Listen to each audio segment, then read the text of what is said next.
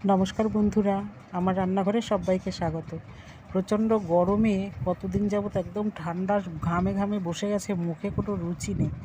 তাই ভাবলাম আমরা তো মেয়ে মানুষ, আমাদেরটা তো আমাদেরই করে খেতে হবে। কতগুলো খাড়কুল তুলে এনে রসুন দিয়ে লঙ্কা দিয়ে ভালো করে বেটে ভর্তা বানিয়ে খেয়ে নিলাম ভাত। দারুণ লাগলো।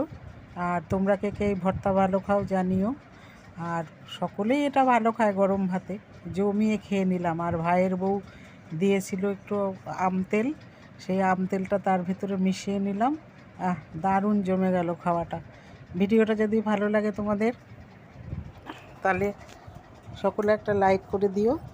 আর কে কে এই ভর্তা খেতে চাও আমার কাছে এসো, আমার সাথে যোগাযোগ করো, আমি তোমাদের অবশ্যই বানিয়ে খাওয়াবো। ভালো থেকো সকলে, সুস্থ থেকো, টাটা।